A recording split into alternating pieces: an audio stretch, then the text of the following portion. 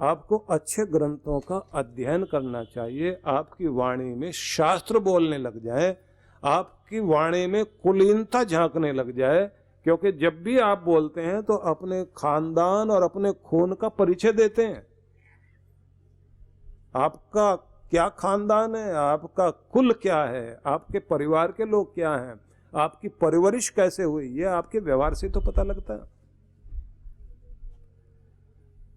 Dale Carnegie ने इस पर बहुत लिखा, लोक व्यवहार पर, और अगर आपको रुचि हो तो लोक व्यवहार पर जो है डेल कार्नेगी की पुस्तक जरूर पढ़ना, आपको अच्छा लगेगा। उस व्यक्ति ने मेहनत की, हालांकि मुझे लगता है 90 से 100 वर्ष गुजर गए होंगे उस व्यक्ति ने लिखे हुए, लेकिन जितना लिखा अद्भुत लिखा, सम्मान दिया जाना चाहिए।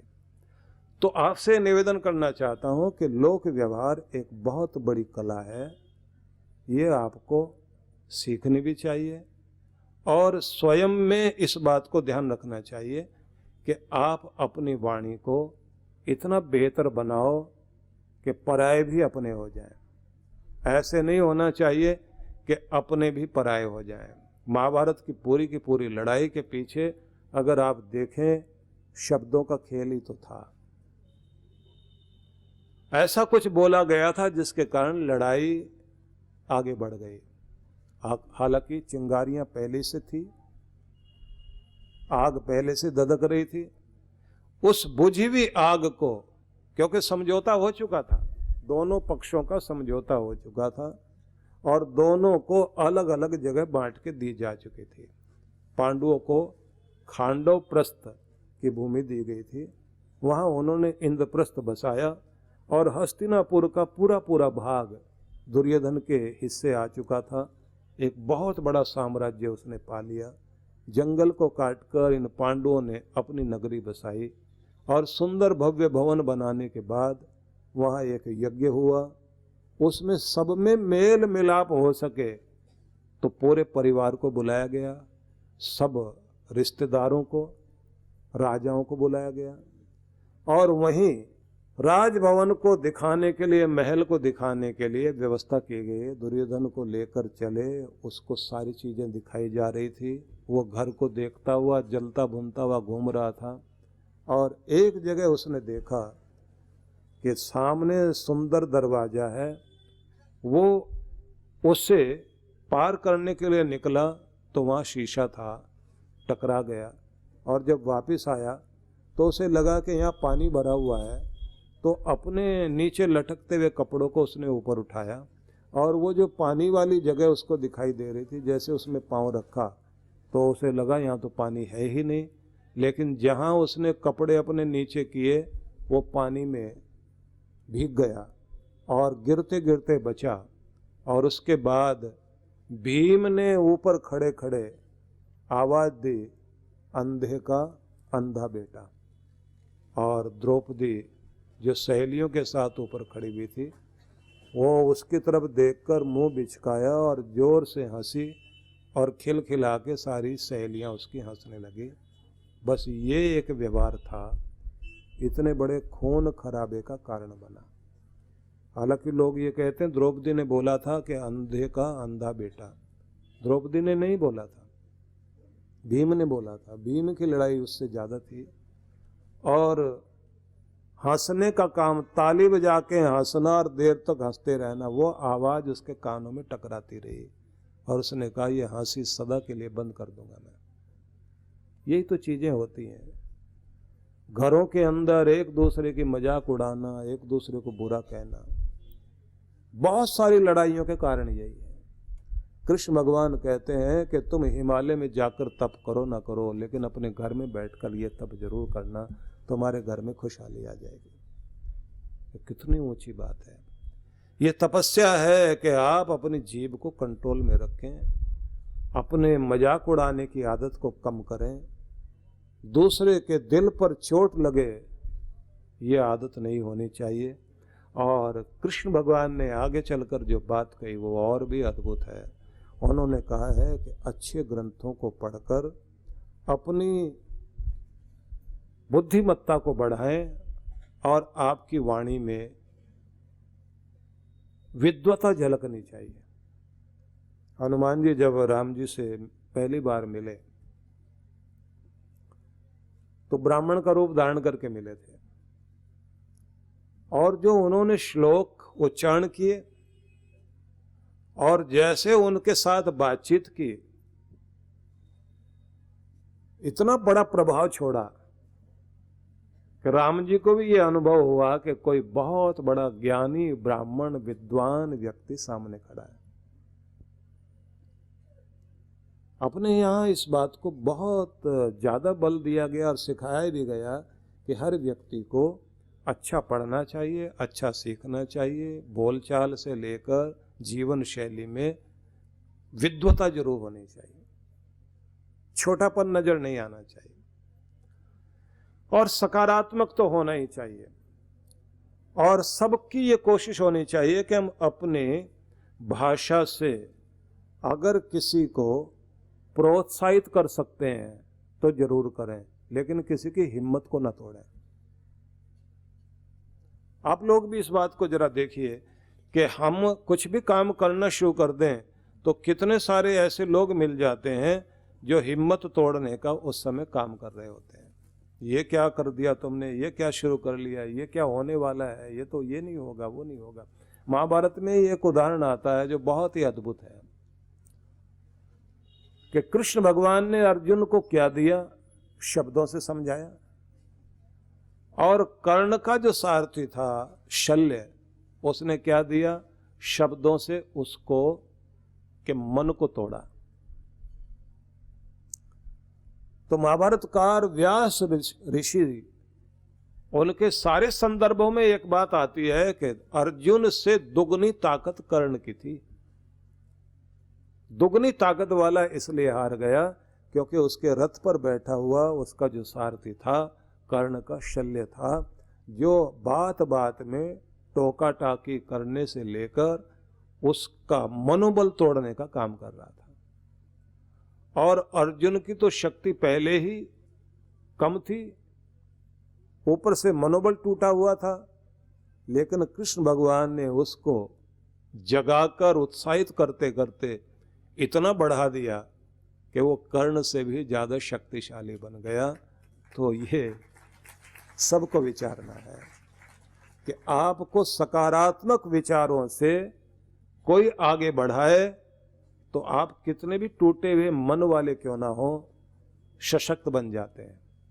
और आप कितने भी बहादुर क्यों ना हो, रोज रोज टोंट कसने वाले, कमियां निकालने वाले मिल जाएं, आपकी शक्ति आधी क्या कितनी भी नहीं रह जाएगी। इसलिए बोलने में यह भी ध्यान रखना चाहिए कि हम किसी की तरक्की में बाधक ना बने, बल्कि ये कहा जाता है कि ये हत्या करने के बराबर काम है कि किसी आदमी के उत्साह को तोड़ देना, उस आदमी की तरक्की में बाधक बन जाना, किसी व्यक्ति को इस स्थिति में लेकर आ जाना कि वो जो कुछ कर सकता था वो काम छोड़ बैठे।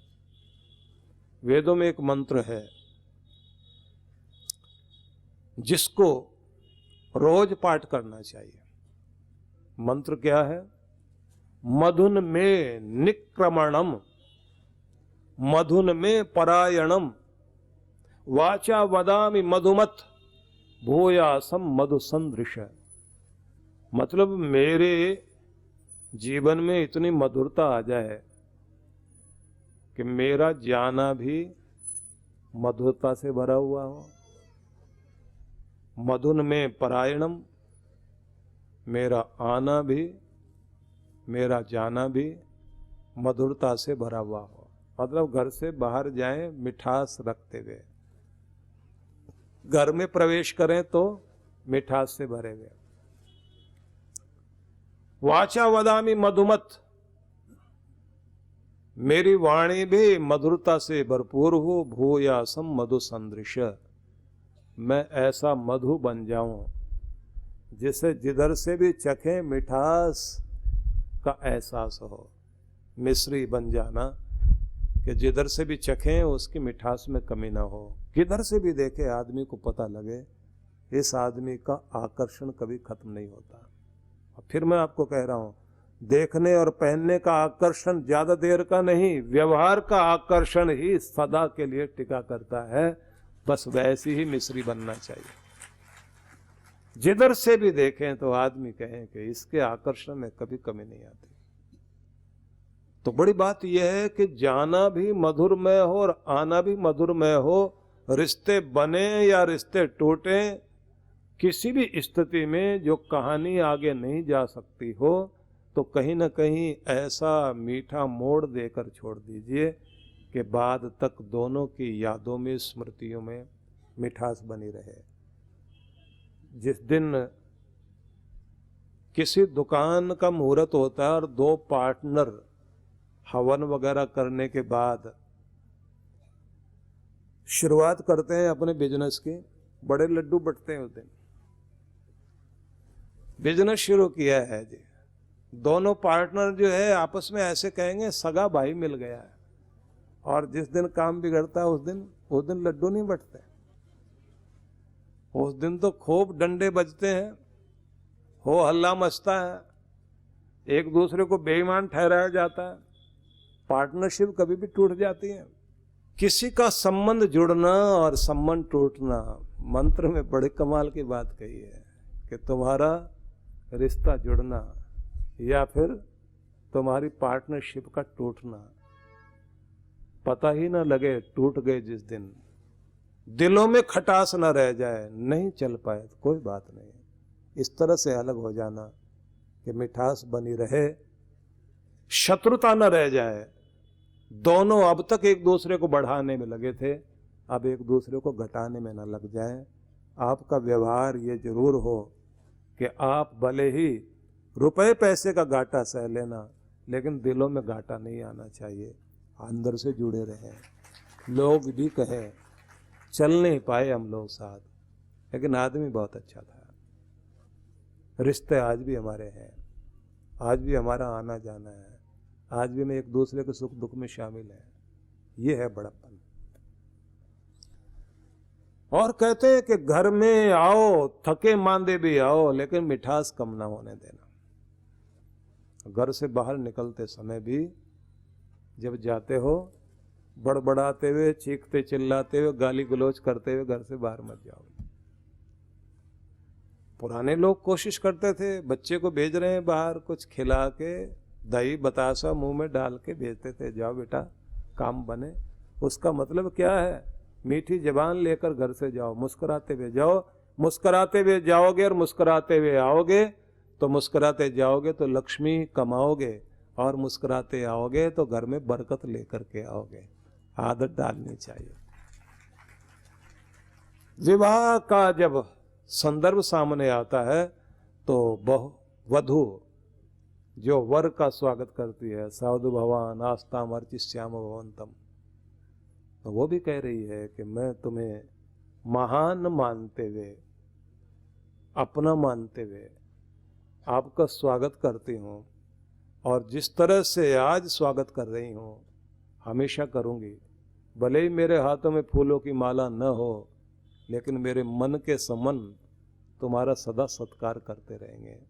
जब भी तुम घर में आओ मुस्कुराते हुए आना, आदर देकर मधुरता के साथ पलके बिछाकर मैं तुम्हारा स्वागत करती रहूँगी। यहाँ से विवाह की शुरुआत होती है। ये मिठास बनी रहे तो हर घर में खुशहाली आ जाए, लेकिन हम लोग भूल गए। आंखें तरेरना, एक से एक ज़्यादा कुछ सुनाना, बहुत कुछ है। पति पत्नी की तो इतनी सारी बातें हैं, ध्यान रख लेना। प्रेम के बोल, आदर मान देना, एक दूसरे के लिए सैक्रिफाइस करना, एक दूसरे की परवाह करना, एक दूसरे की केयर करना, एक दूसरे का ख्याल रखना, इससे बढ़कर दुनिया में गुण नहीं हो सकता। और जिसको ये आ गया वो अपने घर को स्वर्ग बनाने में देर नहीं लगाएगा। दोनों की भूमिका जरूरी है, पति पत्नी की दोनों की भूमिका महत्वपूर्ण है, इसलिए एक की तरफ से बात नहीं हो सकती। तो कृष्ण भगवान ने इसको तब कहा है, और मैं समझता हूँ आप इस पर विचार करेंगे। युवा शक्ति का अगर सही ढंग से प्रयोग किया जाए तो वो इतिहास रच सकती है। युवा स्वयं के निर्माण के साथ साथ अपने परिवार का, समाज का और राष्ट्र का निर्माण करें और साथ ही एक ऐसी नई सभ्यता लाए जिससे उज्जवल भविष्य के साथ समस्त मानवता के उत्थान के लिए भी कार्य किया जा सके।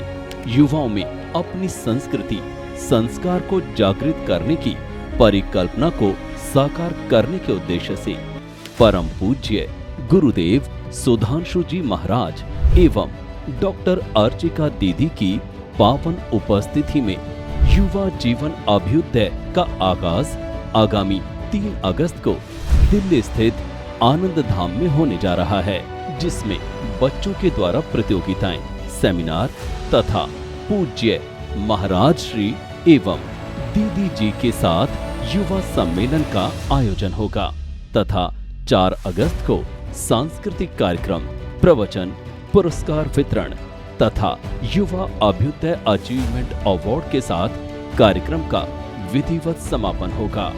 ये कार्यक्रम युवाओं का है, युवाओं के लिए है और युवाओं के द्वारा ही आयोजित है। तो आइए आप भी हमारे साथ जुड़कर नई ऊर्जा, नई सोच, नव संकल्प, नया पथ रखने वाले नव भारत का नव निर्माण करें।